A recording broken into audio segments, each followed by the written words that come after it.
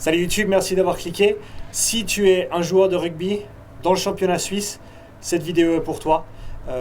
L'idée avec cette vidéo, c'est de te donner les outils qu'il te faut pour pouvoir progresser, surtout en termes de préparation physique, parce qu'il y a beaucoup d'informations qui sont partagées en ligne, mais malheureusement, j'en vois encore très peu qui sont axés directement pour le championnat suisse de rugby et pour le niveau aussi dans lequel on évolue au niveau amateur. Et donc je voulais faire cette petite vidéo pour parler un petit peu de l'état des choses ici en Suisse et comment tu peux faire pour vraiment progresser, pour monter d'un cran, d'un niveau en termes de préparation physique.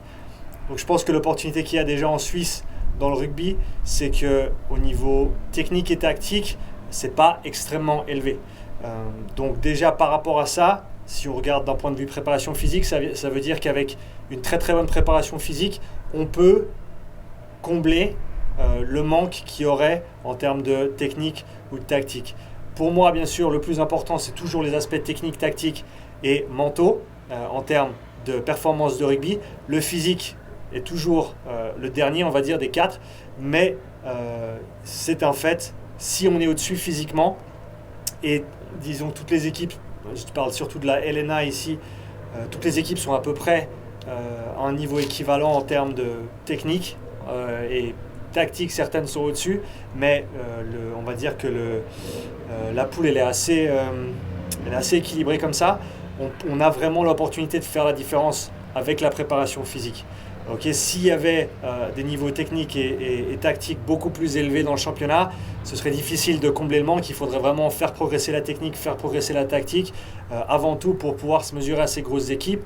Mais le fait est qu'avec un gros physique, on peut se permettre de gagner un petit peu là-dessus. Donc en tant que joueur, pour toi, ça veut dire quoi? Ça veut dire qu'il faut investir du temps, il faut investir du travail dans la préparation physique. Maintenant, comment le faire et quand le faire? Donc, je vais commencer avec le quand. L'avantage qu'on a dans le championnat suisse, c'est qu'on a des grandes pauses, on a des grandes intersaisons, on a des pré-saisons plus ou moins longues en fonction de la décision des coachs de recommencer les entraînements plus ou moins tôt. Mais le fait est qu'en hiver, on a, disons, 3 mois en tout cas, si ce n'est plus. Et en été, on a bien 2 mois pour travailler. Et en tant que joueur, si tu veux prendre les choses en main, c'est dans ces périodes-là que tu vas pouvoir faire la plus grande différence. Parce qu'en saison, c'est très très difficile. C'est possible de progresser, c'est clair, mais ça vient à un coût. Parce que déjà, les entraînements, même si c'est que 2 fois par semaine, le mardi, le jeudi, plus les matchs le week-end, il y a beaucoup d'impact. Il faut récupérer de ces impacts, il faut récupérer de tout ce travail qui est physique. Hein. Et donc, ça va, on va dire, entraver un petit peu la préparation physique en tant que telle.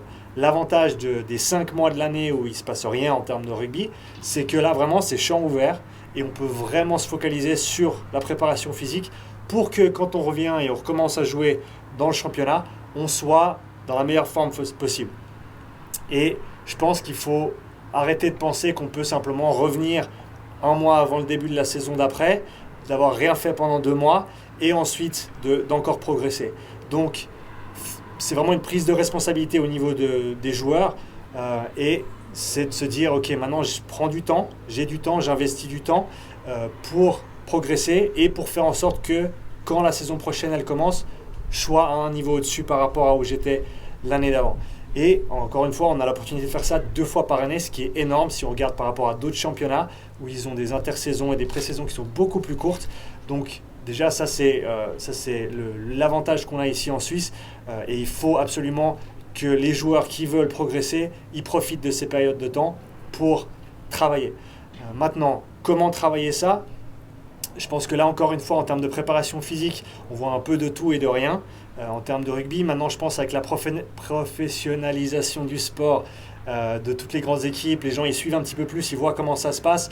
Il y a des choses qui sont faites très intelligemment et surtout au plus haut niveau parce que justement ils n'ont pas vraiment on va dire d'énergie à gaspiller sur la préparation physique qui n'est pas efficace et donc on commence gentiment à voir des choses intelligentes dans ce monde-là.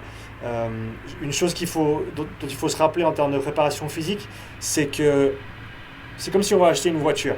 Okay, il y a une voiture qui coûte, disons que la voiture coûte 15 000 francs. C'est pas mal si on peut rentrer dans le magasin, payer les 15 000 francs, repartir avec la voiture.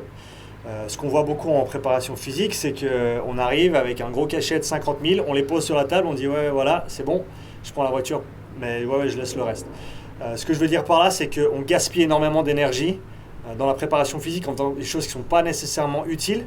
On fait des choses qui sont difficiles, certes, donc on a la perception de travailler très très dur, mais ça ne veut pas toujours dire qu'on fait du travail très efficace. Si, on va parler en termes de série, on va dire, quand on prend l'exemple de la salle de fitness, si on a la possibilité de progresser d'un point A à un point B en faisant 3 séries, pourquoi est-ce qu'on en ferait 5 ?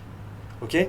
Et c'est un petit peu ça que j'aimerais apporter au rugby suisse, c'est que faut qu'on commence à réfléchir un petit peu. On est de plus en plus intelligent sur nos planifications techniques, tactiques, comment on organise l'équipe, les avants, les arrières, les cellules, etc. Mais il faut aussi qu'on commence à penser au niveau de la préparation physique. On ne peut pas juste le faire à l'ancienne, on se fait mal, on se met dans le dur. Il y a un temps pour tout. Je ne dis pas qu'il ne faut pas se faire du mal, je ne dis pas qu'il ne faut pas travailler dur, il y a un temps pour tout. Mais si on a une prépa de 8 semaines par exemple, on a 2 mois pour se préparer avant le championnat. Faire 2 heures de prépa 2 fois par semaine à bloc dès la première semaine, c'est pas la meilleure façon d'y arriver. Idéalement, on fait un petit peu de prépa, on fait déjà un petit peu de rugby pour que quand on arrive à la saison, on n'ait pas fait que de la prépa. Okay ? Et donc ça, c'est une chose à retenir que j'aimerais bien que tu retiennes, c'est que travaille intelligemment. Okay ? Donc fais pas plus juste pour faire plus.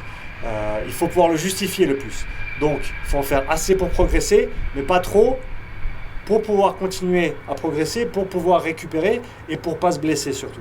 Et pour arriver en saison en pleine forme plutôt que complètement à plat parce qu'on en a trop fait pendant l'intersaison, pendant la prépa. Ok ? Et après, je veux basculer sur les aspects physiques qu'il faut travailler.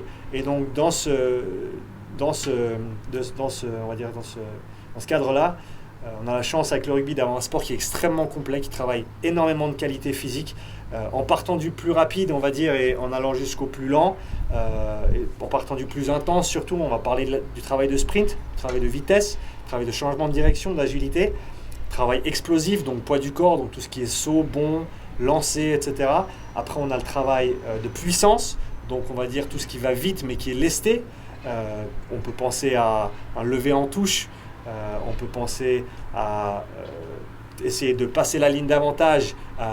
Quand on se fait plaquer, il faut de la puissance, il faut pousser contre une résistance et il faut continuer à avancer tout en restant explosif. Après, on a la force pure, donc ce qui est simplement lourd et lent. Après, on a ce qui va un petit peu moins vite et qui est un petit peu moins lourd, tout le travail accessoire, tout le travail auxiliaire, que ce soit du travail de musculation, travail de préhabilitation, réhabilitation pour ne pas se blesser ou pour préparer certaines parties du corps. Là-dessus, petite parenthèse, très important pour les rugbyman, les chevilles et la nuque et la sangle abdominale.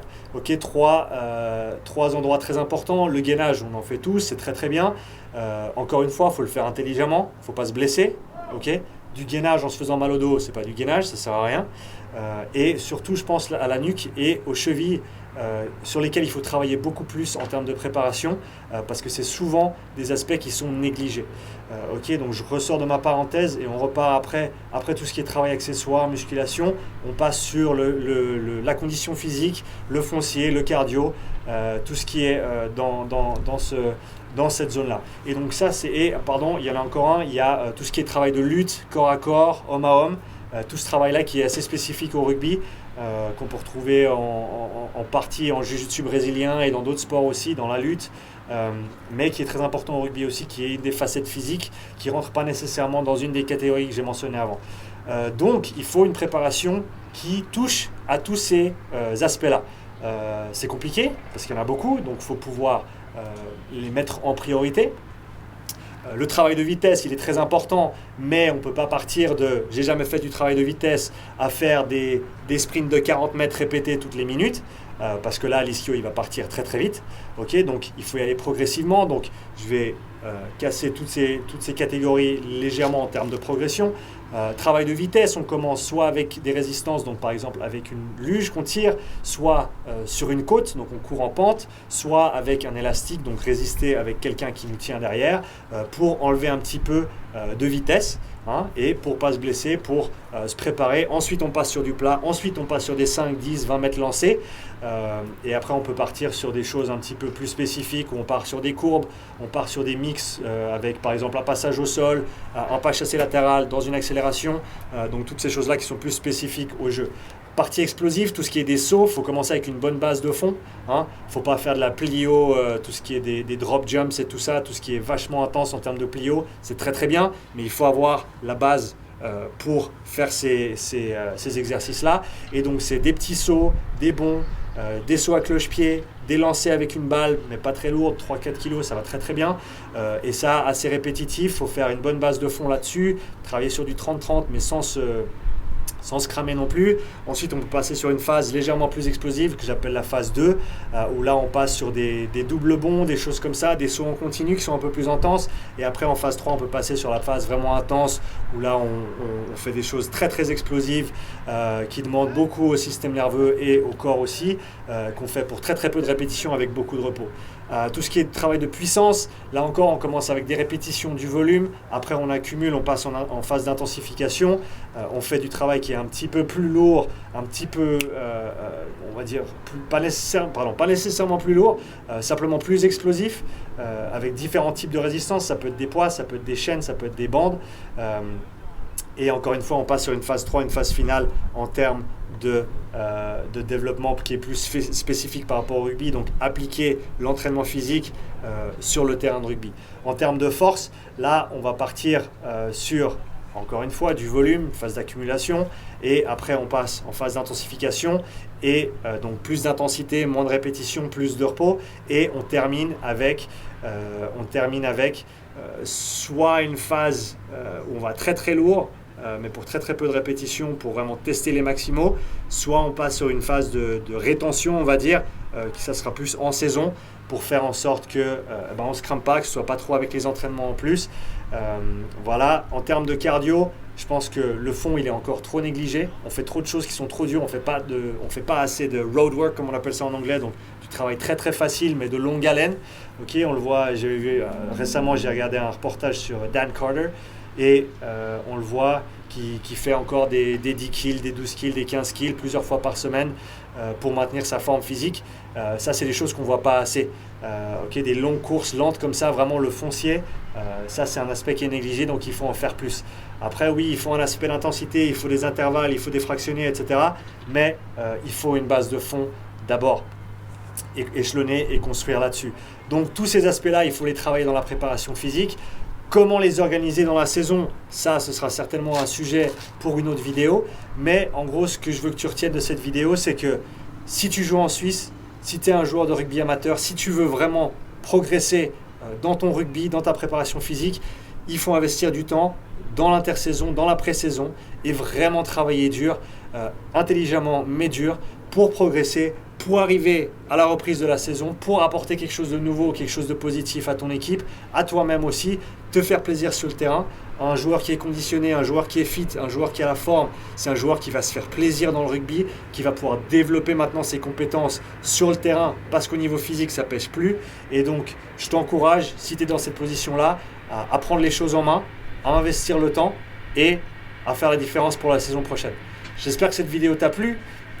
N'oublie pas de liker la vidéo, n'oublie pas de t'abonner à la chaîne. Si tu as des questions, n'hésite pas à les mettre dans les commentaires sous la vidéo.